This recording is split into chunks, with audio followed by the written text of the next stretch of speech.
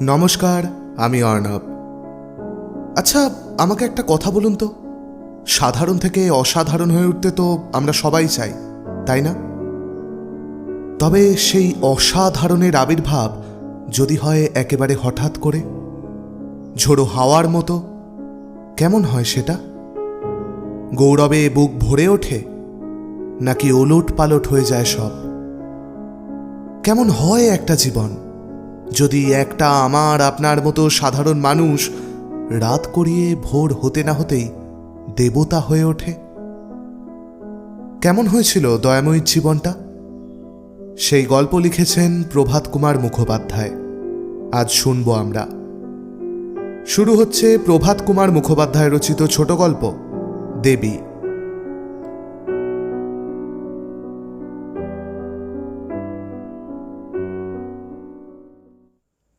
সে আজ কিঞ্চিত অধিক 100 বৎসরের কথা।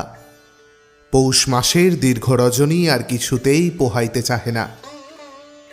উমা প্রসাদের নিদ্রাভঙ্গ হইল। লেপের ভিতর অনুসন্ধান করিল, স্ত্রী নাই। বিছানা হাতড়াইয়া দেখিল তাহার ষোড়শী পত্নী এক পাশে গুটিসুটি হইয়া পড়িয়া ঘুমাইতেছে। সরিয়া গিয়া অতি সন্তর্পণে তাহার গায়ে লেপখানা চাপাইয়া দিল। পাশে পায়ের দিকে হাত দিয়া দেখিল কোথাও ফাঁক রহিতেছে কিনা। উমা প্রসাদ 20 বর্ষীয় যুবক। সম্প্রতি সংস্কৃত ছাড়িয়া শখ করিয়া পারস্য ভাষা শিক্ষা করিতে আরম্ভ করিয়াছে। মা নাই। পিতা পরম পণ্ডিত, পরম ধার্মিক, নিষ্ঠাবান শক্তি উপাসক, গ্রামের জমিদার। সম্মানের সীমা নাই। অনেকের বিশ্বাস উমাপ্রসাদের পিতা কালীকিঙ্কর রায় মহাশয় একজন প্রকৃত সিদ্ধ পুরুষ, আদ্যাশক্তির বিশেষ অনুগৃহীত। গ্রামের আবালবৃদ্ধ তাহাকে দেবতার মতো শ্রদ্ধা করে। উমাপ্রসাদ আপনার নবীন জীবনে সম্প্রতি নবপ্রণয়ের মাদকতা অনুভব করিতে আরম্ভ করিয়াছে। 5-6 বৎসর পূর্বে তাহার বিবাহ হইয়াছে বটে, কিন্তু পত্নীর সহিত ঘনিষ্ঠ ভাবের সূত্রপাত হেই নতুন। স্ত্রীর নাম দয়াময়ী। স্ত্রীর গাত্র আবৃত করিয়া উমাপ্রসাদ তাহার গণ্ডস্থলে একখানি হাত রাখিল। দেখিল সে স্থান শীতে শীতল হইয়া গিয়াছে। অত্যন্ত ধীরে ধীরে পত্নীর মুখচুম্বন করিল।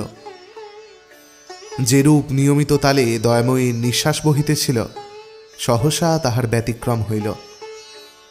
উমা জানিল স্ত্রী জাগিয়াছে। মৃদুস্বরে ডাকিল, দয়া। দয়া কহিল, কি? কিটা খুব দীর্ঘ করিয়া বলিল, তুমি বুঝি জেগে রয়েছ? দয়া ঢোক গিলিয়া বলিল, না, ঘুমুচ্ছিলুম। উমাপ্রসাদ আদর করিয়া স্ত্রীকে বুকের কাছে টানিয়া আনিল। বলিল, ঘুমুচ্ছিলে তো উত্তর দিলে কে? দয়া তখন আপনার ভুল বুঝিতে পারিয়া অপ্রতিভ হইল। বলিল, আগে ঘুমুচ্ছিলুম, এখন জেগে উঠলুম। উমাপ্রসাদ জিজ্ঞাসা করিল, এখন কখন? ঠিক কোন সময়? উমা ভারী দুষ্টু। কোন সময় আবার? সেই তখন। কখন?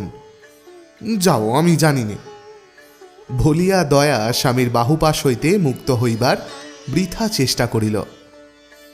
ঠিক কখন জাগিয়াছে দয়াও কিছুতে বলিবে না, তাহার স্বামীও কিছুতেই ছাড়িবে না। কিয়ৎক্ষণ মান অভিমানের পর দয়ার পরাজয় হইল। উত্তর দিল, সেই যখন তুমি। বলিয়া থামিল। আমি কি করলাম? দয়া খুব তাড়াতাড়ি করিয়া বলিল, সেই যখন তুমি আমায় চুমু খেলে।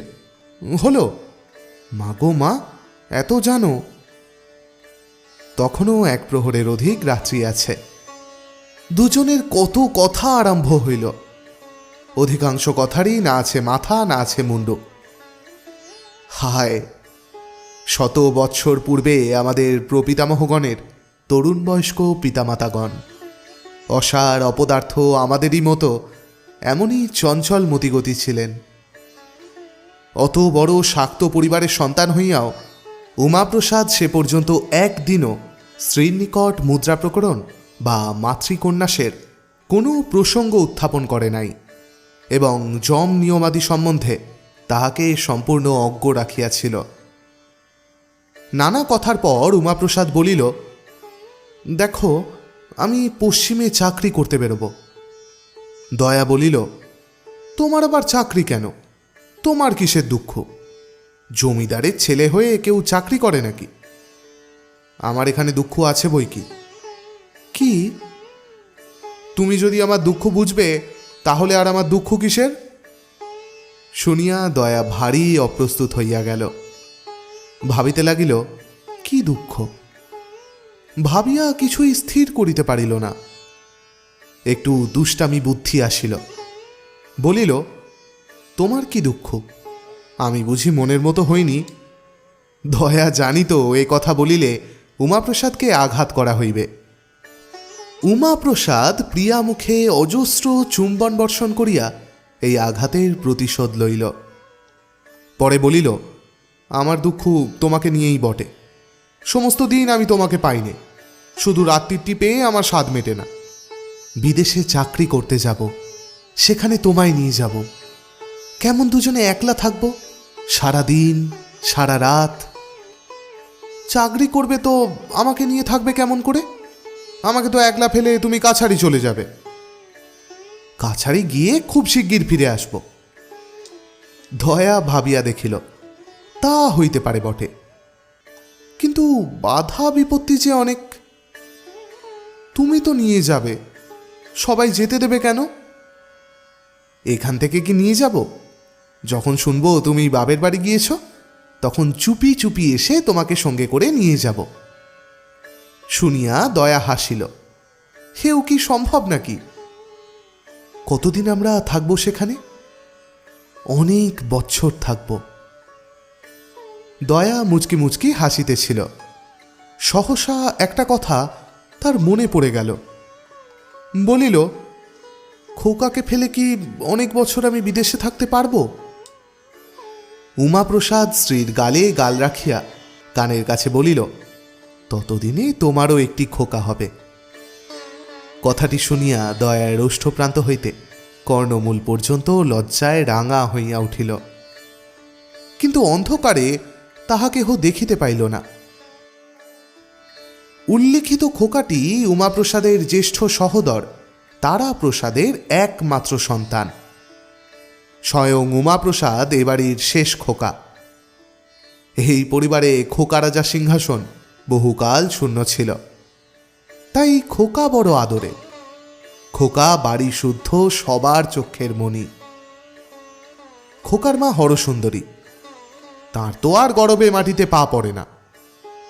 দয়া সহসা বলিল, আজ এখনো খোকা এলো না কেন? ভোর রাত্রে রোজ খোকা কাকিমার কাছে আসে, এটি তার নিত্য নৈমিত্তিক কার্য। যদিও বাটিতে দাসদাসীর অভাব নাই, তথাপি গৃহকার্যের অধিকাংশ দয়া স্বহস্তে করিত। বিশেষত তাহার শ্বশুরের পূজান্নিক সম্পর্কিত যাহা কিছু কার্য, তাহাতে দয়া ছাড়া অপর কাহারও হস্তস্পর্শ করিবার অধিকার ছিল না।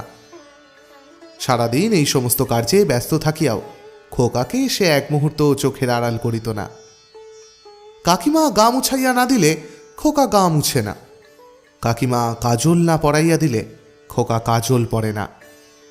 কাকিমার কোল ভিন্ন অন্য কোথাও শুইয়া খোকা দুধ খায় না।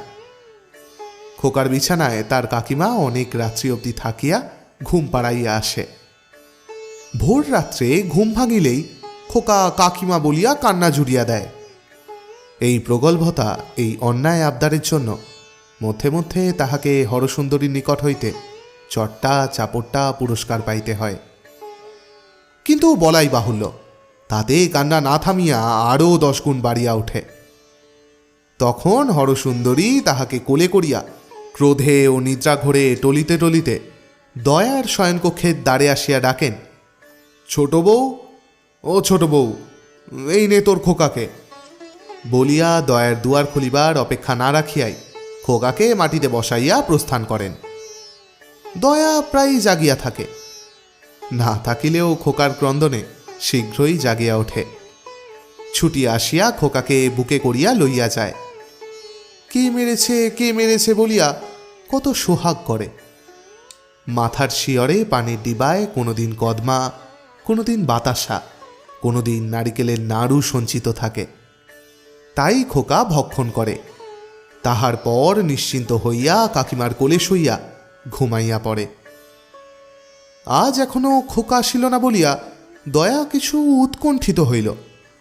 বলিল, বাছার অসুখ বিসুখ করেনি তো? উমাপ্রসাদ বলিল, বোধহয় এখনো রাত্রি আছে, দেখছি দাঁড়াও। উমাপ্রসাদ বিছানা হইতে উঠিয়া জানালা খুলিল। বাহিরে আম ও নারিকেল বৃক্ষবহুল বাগান। তখনও চন্দ্রাস্ত হয় নাই, কিন্তু অধিক বিলম্বও নাই। দয়া নিঃশব্দে আসিয়া স্বামীর পার্শ্বে দাঁড়াইল। বলিল, রাত আর বেশি কই। শীতের হিম বাহু হু হু করিয়া জানালা পথে প্রবেশ করিতে লাগিল। তবু দুইজনে সেই অল্পালোকে পরস্পরের পানে চাহিয়া কতক্ষণ দাঁড়াইয়া রহিল। অনেকক্ষণ তাহাদের চক্ষু যে উপবাসী ছিল। দয়া বলিল, দেখো আজ আমার মনটা কেমন হয়ে গেছে। খোকা এখনো এলো না, কি জানি কেন মনটা এমন হয়ে গেল। উমাপ্রসাদ বলিল, এখনো খোকার আসবার সময় হয়নি। যেদিন ঘুমিয়ে পড়ে সেদিন তো আসতে দেরিও হয়। তোমার মন সেজন্য খারাপ হয়নি। কেন হয়েছে আমি জানি। কেন বলো দেখি? বলেছি কিনা আমি পশ্চিমে যাব চাকুরি করতে, তাই তোমার মন খারাপ হয়ে গেছে। বলিয়া উমাপ্রসাদ স্ত্রীকে নিজের আরও কাছে টানিয়া লইল।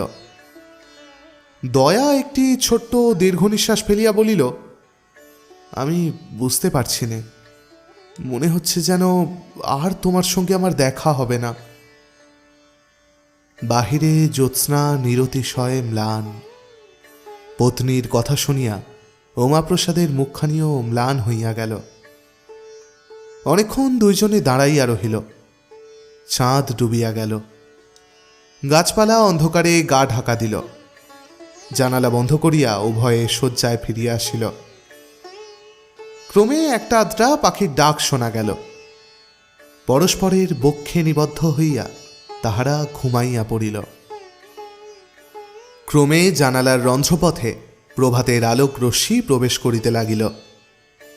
তখনও দুইজনে নিদ্রাভিভূত। সহসা বাহির হইতে উমাপ্রসাদের পিতা ডাকিলেন, উমা। প্রথমে ঘুম ভাঙিল দয়ার। সে গা ঠেলিয়া স্বামীকে জাগাইয়া দিল। কালীকিঙ্কর আবার ডাকিলেন, উমা। স্বরটা কম্পিত, যেন অন্য রূপ। ইহা যে তাহারই কণ্ঠস্বর তাহা যেন কষ্টে বুঝা গেল। এত ভোরে পিতা তো কখনো ডাকেন না, আর তাহার স্বরই বা এমন হইল কেন?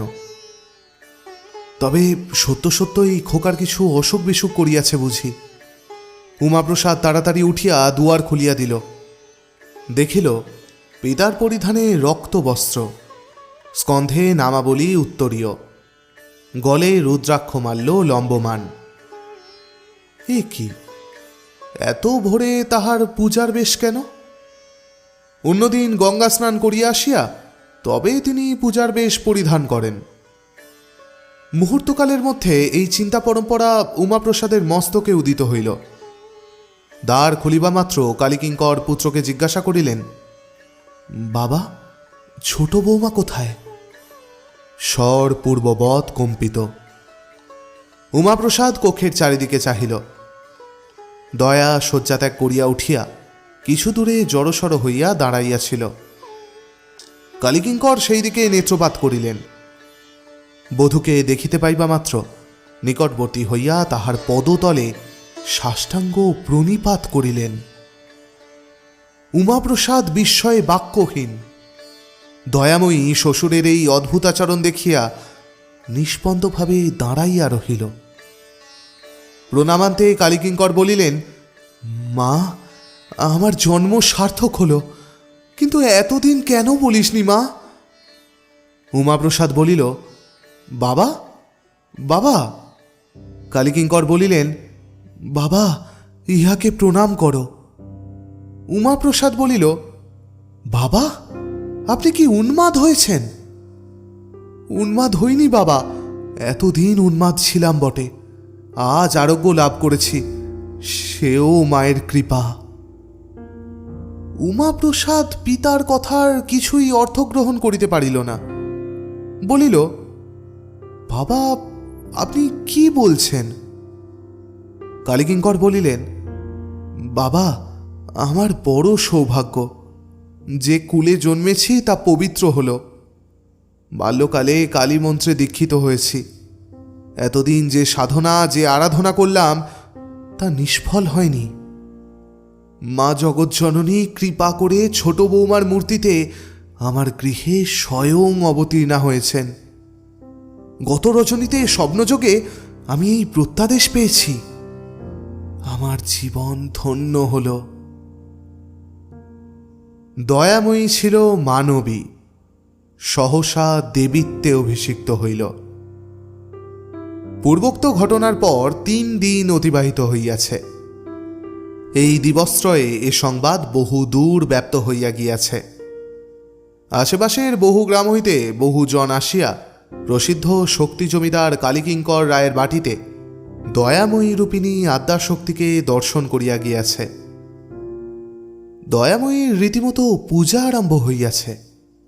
ধূপ দীপ জ্বালিয়া, শঙ্খ ঘণ্টা বাজাইয়া ষোড়শোপচারে তাহার পূজা হয়। এ কয়দিনে দয়াময়ীর সম্মুখে বহু সংখ্যক ছাগ বলি হইয়া গিয়াছে। কিন্তু এই 3 দিন দেবতার পূজা পাইয়াও দয়াময়ী কেবল কাঁদিতেছে। আহার নিদ্রা এক প্রকার ত্যাগ করিয়াছে বলিলেই হয়। এই আকস্মিক অদ্ভুত ঘটনায় তাহাকে এমন অভিভূত, বিপর্যস্ত করিয়া ফেলিয়াছে যে সে 2 দিন আগে এই বাটির বধূ ছিল। শ্বশুর ও ভাসুরের সাক্ষাতে বাহির হইত না। এ সমস্তই সে বিস্মৃত হইয়াছে। এখন তাহার মুখে অবগুণ্ঠন নাই। যাহার তাহার পানে শূন্য দৃষ্টিতে পাগলিনীর মতো চাহিয়া থাকে। তাহার কণ্ঠস্বর অত্যন্ত মৃদু ভাবাপন্ন হইয়াছে। রক্তবর্ণ চক্ষু দুটি ফুলিয়াছে। বেশ বা সুসম্বৃত নহে। রাত্রি দ্বীপ্রহর। পূজার ঘরে একটি কোণে ঘৃতদ্বীপ মিটিমিটি করিয়া জ্বলিতেছে। পুরু কম্বলের বিছানায় রেশমি বস্ত্রের আবরণ। তাহার উপর দয়াময়ী শয়ন করিয়া আছে। গায়ে একখানি মোটা শাল।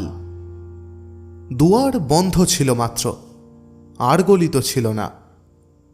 অত্যন্ত ধীরে ধীরে সে দুয়ার খুলিতে লাগিল। চোরের মতো সন্তর্পণে উমাপ্রসাদ প্রবেশ করিল। দুয়ার বন্ধ করিয়া খিল দিল। উমাপ্রসাদ দয়াময়ীর বিছানায় আসিয়া বসিল। সেদিন উষাকালের ঘটনার পর এই স্ত্রীর সঙ্গে প্রথম নিভৃত সাক্ষাৎ। দয়াময়ী জাগিয়াছিল। স্বামীকে দেখিয়া উঠিয়া বসিল। উমাপ্রসাদ বলিল, দয়া, এ কি হইল? আজ 3 দিনের পর দয়া স্বামীর মুখে একটি স্নেহমাখা কথা শুনিল। এই 3 দিন কাল ভক্তগণের মা মা শব্দে তাহার হৃদয় দেশ মরুভূমির মতো শুষ্ক হইয়া পড়িয়াছিল। স্বামীর মুখ নিঃসৃত এই আদরের বাণী তাহার প্রাণে যেন অকস্মাৎ সুধা বৃষ্টি করিয়া দিল। দয়া স্বামীর বুকে মুখ লুকাইল। উমাপ্রসাদ স্ত্রীর গায়ের শাল মোচন করিয়া তাহাকে বক্ষে চাপিয়া ধরিল। উচ্ছ্বসিত স্বরে বারংবার বলিতে লাগিল, দয়া, দয়া, এ কি হল, এ কি হল? দয়া নির্বাক। উমাপ্রসাদও কিয়ৎক্ষণ নীরব রহিল। তারপরে বলিল, দয়া, তোমার কি মনে হয় যে এ কথা সত্যি? তুমি আমার দয়া নও, তুমি দেবী। এইবার দয়া কহিল, না, আমি তোমার স্ত্রী ছাড়া আর কিচ্ছু নই। আমি তোমার দয়া ছাড়া আর কিচ্ছু নই। আমি দেবী নই, আমি কালী নই। এই কথা শুনিয়া উমাপ্রসাদ সাগ্রহে স্ত্রীর মুখচুম্বন করিল, বলিল, দয়া, তবে চলো আমরা এখান থেকে পালিয়ে যাই। এমন কোনো দূরদেশে গিয়ে থাকব যেখানে কেউ আমাদের সন্ধান পাবে না। দয়া বলিল, তাই চলো, কিন্তু কি উপায় যাবে? উমাপ্রসাদ বলিল, সে সমস্ত আমি ঠিক করিব, কিন্তু কিছু সময় যাবে। দয়া কহিল, কবে কবে? শিগগির করো, নইলে বেশি দিন আমি সত্যিই বাঁচব না। আমার প্রাণ ওষ্ঠাগত হয়েছে, যদি মৃত্যুও না হয় তবে আমি পাগল হয়ে যাব। উমাপ্রসাদ বলিল, না দয়া, তুমি কিচ্ছু ভেবো না, দিন 7 তুমি ধৈর্য ধরে থাকো।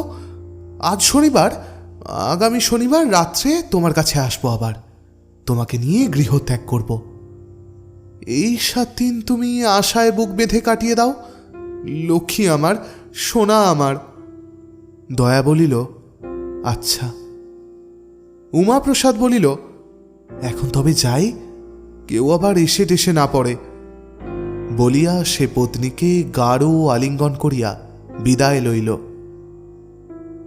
পরদিন প্রভাতে দয়াময়ীর পূজা যখন প্রায় শেষ হইয়া আসিয়াছে, তখন গ্রামের একজন অশীতিপর বয়স্ক বৃদ্ধ লাঠিতে ভর করিয়া আসিয়া উপস্থিত হইলেন।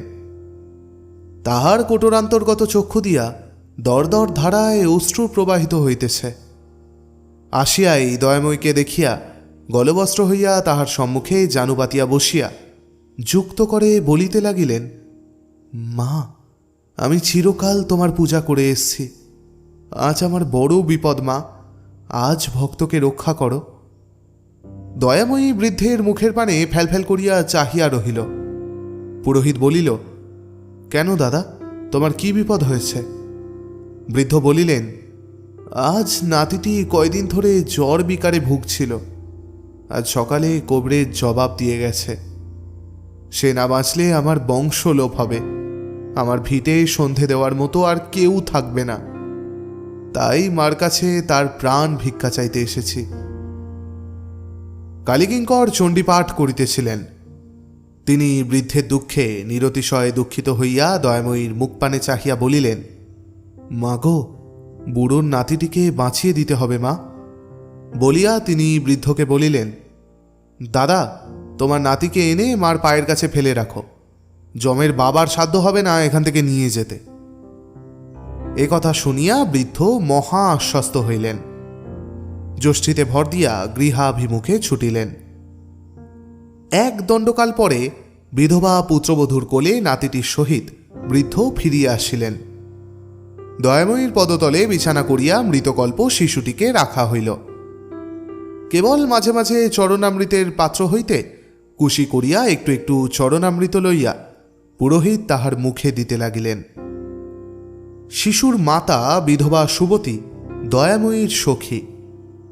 তাহার ব্যথা কাতর মুখ দেখিয়া দয়াময়ীর হৃদয় ব্যথিত হইল। শিশুটির পানে চাহিয়া দয়াময়ীর চোখে অশ্রু ভরিল। একান্ত মনে দেবতাকে প্রার্থনা করিতে লাগিল, হে ঠাকুর, আমি দেবতা হই, কালী হই, মানুষ হই, যেই হই, এই ছেলেটিকে বাঁচিয়ে দাও ঠাকুর। দয়াময়ীর চোখে অশ্রু দেখিয়া সকলে বলিয়া উঠিল, জয় মা কালী, জয় মা দয়াময়ী, মায়ের দয়া হয়েছে, মায়ের চোখে জল। কালীকিঙ্কর দ্বিগুণ ভক্তির সহিত চণ্ডীপাঠ করিতে লাগিলেন। বেলা যত বাড়িতে লাগিল, শিশুটির অবস্থা উত্তরোত্তর ততই ভালো হইতে লাগিল। সন্ধ্যার পূর্বে সকলে মত প্রকাশ করিলেন, আর শিশুটির জীবনের কোনো আশঙ্কা নাই, স্বচ্ছন্দে বাড়ি পাঠাইয়া দেওয়া যাইতে পারে। দয়াময়ীর দেবীত্ব আবিষ্কারের সংবাদ যত না শীঘ্র চৌদিকে ব্যপ্ত হইয়াছিল, তাহার কৃপায় মুমূর্ষু শিশুর প্রাণরক্ষার সংবাদ অধিক সত্বর প্রচারিত হইয়া পড়িল। পরদিন প্রাতেই অপরজন আসিয়া দয়াময়ীর চরণে নিবেদন জানাইল যে তাহার কন্যাটি আজ 3 দিন হইতে প্রসব যন্ত্রণায় অস্থির, মেয়ে বুঝি বাঁচে না। কালীকিঙ্কর বলিলেন, তার জন্য আর চিন্তা কি, মার চরণামৃত নিয়ে গিয়ে মেয়েকে পান করিয়ে দাও গে, এখনই আরাম হবে। সে ব্যক্তি গলদশ্রুলোচনে দয়াময়ীর চরণামৃতের পাত্রটি মাথায় বহন করিয়া লইয়া গেল। বেলা 1 প্রহর অতীত হইবার পূর্বেই সংবাদ আসিল, মেয়েটি চরণামৃত পান করিবার অব্যবহিত পরেই নিরাপদে রাজপুত্রের মতো সুন্দর সুলক্ষণ সম্পন্ন পুত্র সন্তান প্রসব করিয়াছে। আজ শনিবার। আজ উমাপ্রসাদ স্ত্রীকে লইয়া গোপনে পলায়ন করিবে। সে সমস্ত আয়োজন করিয়াছে, অর্থ সংগ্রহ করিয়াছে। মুর্শিদাবাদ কিংবা রাজমহল কিংবা বর্ধমান এরূপ কোনো নিকটবর্তী প্রসিদ্ধ স্থানে সে যাইবে না। চাইলে ধরা পড়িবার সম্ভাবনা বেশি। নৌকা পথে পশ্চিমে যাইবে, অনেক দূর যাইবে। কোথায় এখনো তাহার কিছু স্থিরতা নাই। হয় ভাগলপুর, নয় মুঙ্গের। সেখানে সে চাকুরির চেষ্টা করিবে। পথ খরচের মতো অর্থ তাহার নিকট আছে। তাহার স্ত্রীর গায়ে যাহা অলঙ্কার আছে তাহা বিক্রয় করিলে 1-2 বৎসর উভয়ের গ্রাসাচ্ছাদন চলিতে পারিবে। 2 বৎসরেও কি তাহার চাকুরি জুটিবে না? নিশ্চয় জুটিবে। চেষ্টার অসাধ্য কিছু আছে নাকি? এইরূপ নানা চিন্তায় উমাপ্রসাদ দিবাভাগ অতিবাহিত করিল। ক্রমে সন্ধ্যা হইল। আজ সে দয়াময়ীর আরতি দেখিবে। একদিনও তো দেখে নাই। যখন শঙ্খ ঘণ্টার ধ্বনিতে চণ্ডীমণ্ড ফাটিয়া যায়, পূজা আরম্ভ হয়, তখন উমাপ্রসাদ বাড়ি ছাড়িয়া গ্রামের বাহিরে পলায়ন করে। আজ দয়াময়ীর শেষ আরতি।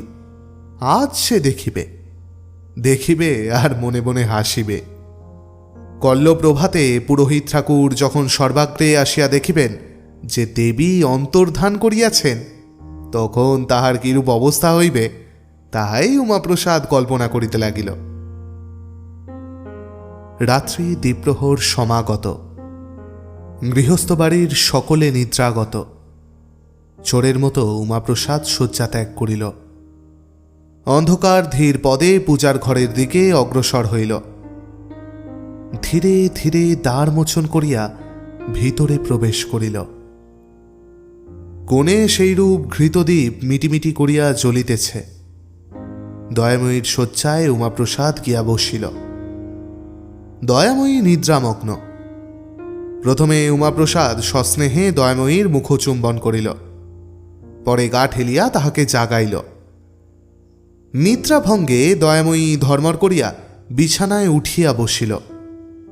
উমাপ্রসাদ বলিল, দয়া, এত ঘুম? ওঠো, চলো।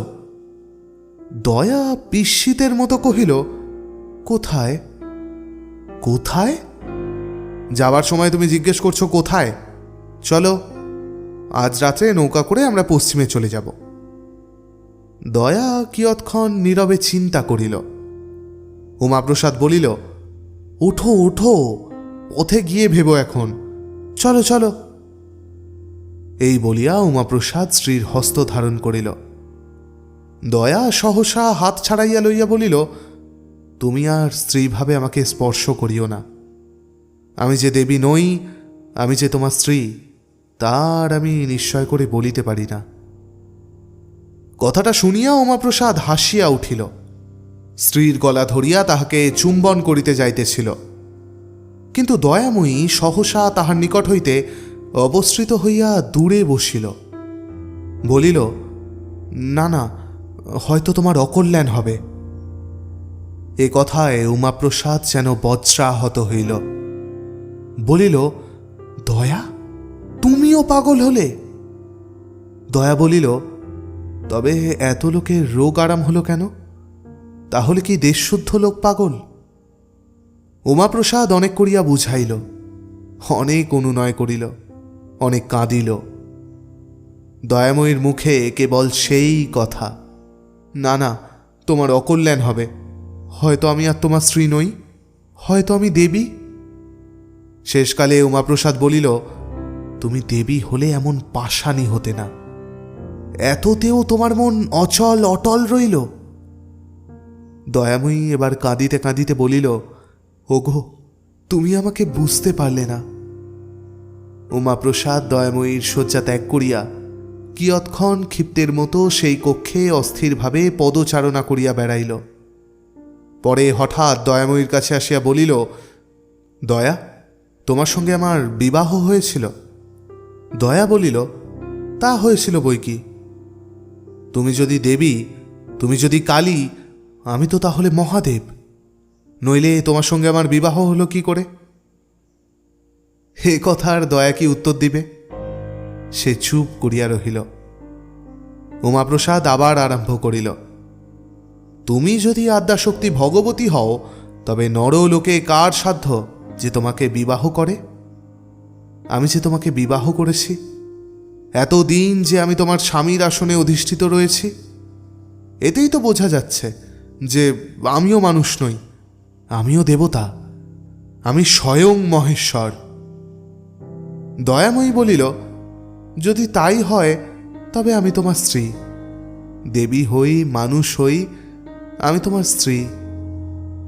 এ কথা শুনিয়া উমাপ্রসাদ যেন হাতে স্বর্গ পাইল। স্ত্রীকে বক্ষে চাপিয়া ধরিল, বলিল, চলো তবে আমরা যাই। এখানে যতদিন থাকব ততদিন তোমায় আমায় বিচ্ছেদ থাকবে। দয়াময়ী বলিল, তবে চলো। খানিকটা হাঁটিয়া গঙ্গার ধারে পৌঁছিয়া নৌকা চড়িতে হইবে। কিন্তু কিছু দূর চলিয়া দয়া সহসা থামিয়া আবার বলিল, আমি যাব না। এবার স্বর অত্যন্ত দৃঢ়। উমাপ্রসাদ আবার অনুনয়ের সাধ্য সাধনার পালা আরম্ভ করিল। কিছুতেই কিছু কলদয় হইল না। দয়া বলিল, আমি যদি দেবী, তুমি আমার স্বামী মহেশ্বর, তবে দুজনেই এখানে থাকি, দুজনেই পূজা গ্রহণ করি। পালাবো কেন? এত জনের ভক্তিতে আঘাত দেব কেন? আমি পালাবো না, চলো ফিরে যাই। উমাপ্রসাদ মর্মাহত হইয়া বলিল, তুমি একা ফিরে যাও, আমি যাব না। তথাই হইল। দয়া একা দেবীত্বে ফিরিয়া গেল। উমাপ্রসাদ সেই নিশীথ অন্ধকারে মিলাইয়া গেল। পরদিন তাহার আর কোনো উদ্দেশ্য পাওয়া গেল না। দয়াময়ীর দেবীত্বে সকলেই বিশ্বাস পান। কেবল বিশ্বাস করে নাই তাদের বড় বধূ হরসুন্দরী, খোকার মা।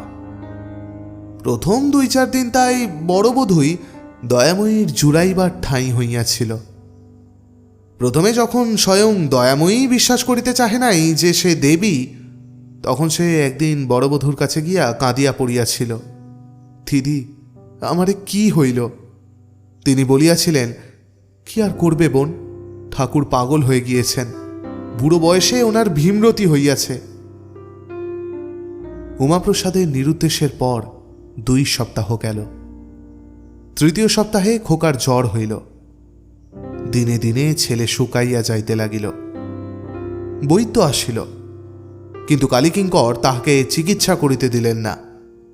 বলিলেন, আমার বাড়িতে স্বয়ং মার অধিষ্ঠান, কত কত দুঃসাধ্য রোগ মার চরণামৃত পান করিয়া ভালো হইয়া গেল, আর আমার বাড়িতে রোগ হলে বৈদ্য এসে চিকিৎসা করিবে?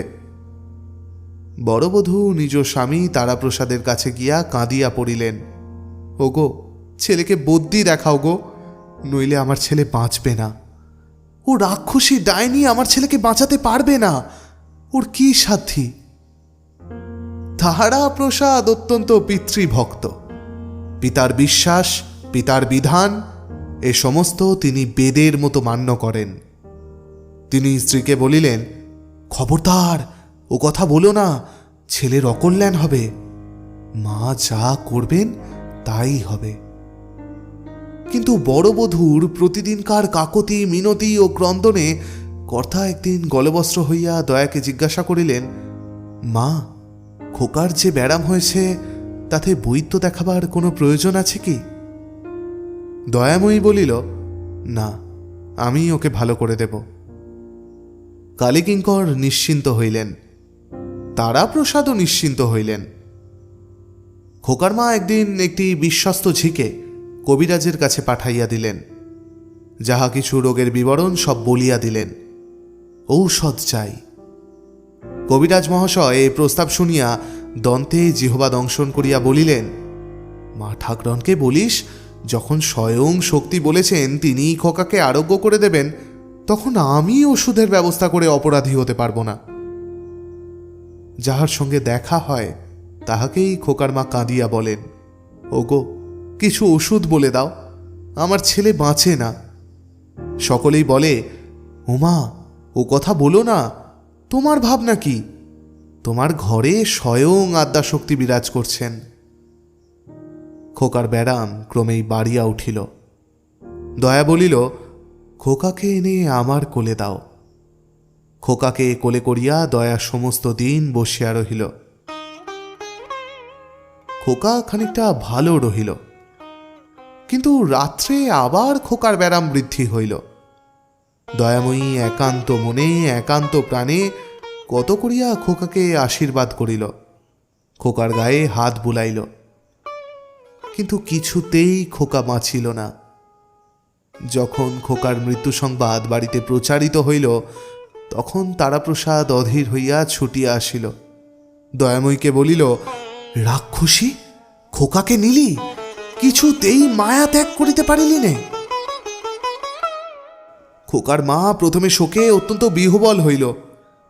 যখন কতকটা সুস্থ হইল, তখন দয়াময়ীকে যা মুখে আসিল তাই বলিয়া গালি দিল। বলিল, ও দেবী কোথায়? ও ডাইনি। দেবী কখনো ছেলে খায়? কালীকিঙ্কর ছলছল নেত্রে দয়ার পানে চাহিয়া বলিলেন, মা, খোকাকে ফিরিয়ে দে, এখনো দেহ নষ্ট হয়নি, ফিরিয়ে দে মা, ফিরিয়ে দে। দয়াময়ী ঝরঝর করিয়া কাঁদিয়া উঠিল। মনে মনে যমরাজকে উদ্দেশ্য করিয়া আজ্ঞা করিল, এখনই খোকার আত্মা খোকার শরীরে ফিরাইয়া দেওয়া হোক। তাহাতে যখন হইল না, তখন মিনতি করিল। আদ্যাশক্তির মিনতিতেও যমরাজ খোকার প্রাণ ফিরাইয়া দিলেন না। তখন নিজের দেবীত্বে দয়ার অবিশ্বাস জন্মিল। আজ তাহার পূজা ইত্যাদি প্রায় বন্ধ বলিলেই হয়। সমস্ত দিন কেহ তাহার কাছে আসিল না। দয়া একাকিনী বসিয়া সারা দিন চিন্তা করিল। সন্ধ্যা হইল, আরতির সময় উপস্থিত। যেমন তেমন করিয়া আরতি হইল।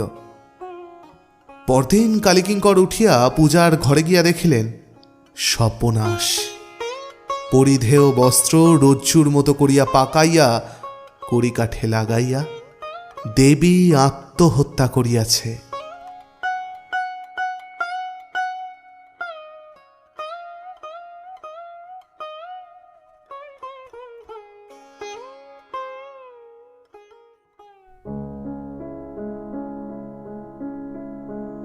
কিছু কিছু জীবন থাকে যেখানে গৌরব আনন্দ নিয়ে আসে না, ভার নিয়ে আসে। রবি ঠাকুরের কাদম্বিনীকে মরে প্রমাণ করতে হয়েছিল সে মরে নাই। আর দয়াময়ী মরল যেদিন সে জানতে পারল সে চাইলেই মরতে পারে, না চাইলেও মরতে পারে। সে দেবী নয়, দেবত্ব খুন করল এক নশ্বর মানুষকে। যাক, এই অবধি থাক আজ। আবার পরের সপ্তাহে দেখা হবে, গল্প হবে। সকলে খুব ভালো থাকবেন। শুভরাত্রি।